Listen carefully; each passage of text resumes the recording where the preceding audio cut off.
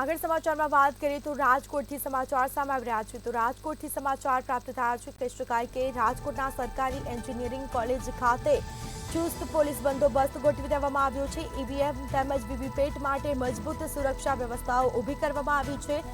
Strong રૂમમાં CCTV record તેમજ સતત મોનિટરિંગ રાખવામાં આવી છે. સીસીટીવીના સતત મોનિટરિંગની પણ ખાસ વ્યવસ્થાઓ ઊભી કરવામાં આવી છે.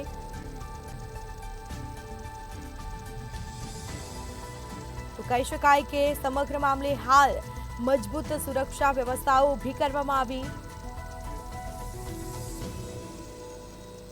તો મોનિટરિંગ રૂમ ઊભું કરવામાં આવ્યું છે, જેમાં મોનિટરિંગ રૂમમાં લોકસભા ઉમેદવાર અથવા તેના પ્રતિનિધિ સીસીટીવી ફૂટેજ જોઈ શકે છે.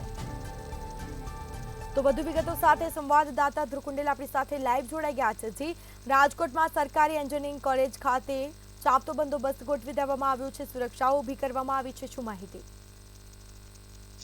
ચોક્કસથી લોકસભાની જે ચૂંટણી હતી તે પૂર્ણ થઈ ગઈ છે અને હવે કહી શકાય કે જે સ્ટ્રોંગ રૂમ છે તેના બહારના દ્રશ્યો છે તે આપણે દેખાડવા માંગીશ. રાજકોટના કણકોટ સરકારી એન્જિનિયરિંગ કોલેજના દ્રશ્યો છે તે દેખાડવા માંગીશ. મોનિટરિંગ રૂમમાં લોકસભાના ઉમેદવાર અથવા તો તેના પ્રતિનિધિ તે સીસીટીવી જોઈ શકે એ પ્રકારની વ્યવસ્થા ક્યાંક જિલ્લા ચૂંટણી અધિકારી તરફથી કરવામાં આવી છે. સ્ટ્રોંગ રૂમના અંદર 24/7 સીસીટીવી રેકોર્ડિંગ ચાલુ રાખવામાં આવ્યું છે. કોઈ પણ પક્ષના જે ચૂંટણી પ્રક્રિયા ઉપર કોઈ સવાલ ન ઉભા કરી શકે તેના માટે આ જે વ્યવસ્થા છે તે ઊભી કરવામાં આવી છે. કોંગ્રેસ પક્ષના પ્રતિનિધિ છે તે દિવસભરમાં એક વખત મોનિટરિંગ રૂમની મુલાકાત લે છે અને કહી શકાય કે સીસીટીવી ફૂટેજ ક્યાંક ચેક કરે છે.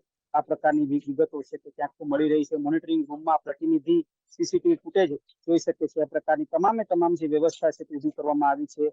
પોલીસ જે ચાપતો બંદોબસ્ત છે તે ગોઠવવામાં આવ્યું છે. આ સાથે જિલ્લા ચૂંટણી અધિકારી એટલે કે કલેક્ટરની પરવાનગી સાથે જ મોનિટરિંગ રૂમમાં પ્રવેશ મળી શકે છે. આ પ્રકારની એક વ્યવસ્થા છે તે કરવામાં આવી છે. ચૂંટણી પૂર્ણ થતા ઈવીએમ આ જે કણકોટ ખાતેની જે સરકારી એન્જિનિયરિંગ કોલેજ છે ત્યાં સીલ કરવામાં આવ્યા છે અને સ્ટ્રોંગ રૂમ છે તે ઉભા કરવામાં આવ્યા છે. હાલ જે માહિતી મળી રહી છે કે આગામી સમયમાં જ્યારે મતગણતરી થવાની છે ત્યારે 1200 જેટલા સ્ટાફના જે ઓર્ડર છે તે કાઢવામાં આવશે.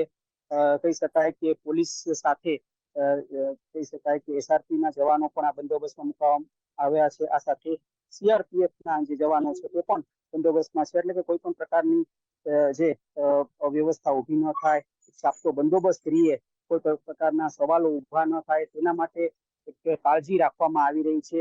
જિલ્લા કલેક્ટર તરફથી ગઈકાલે જિલ્લા કલેક્ટર પ્રભવ જોશીએ આ સ્થળની મુલાકાત લીધી હતી.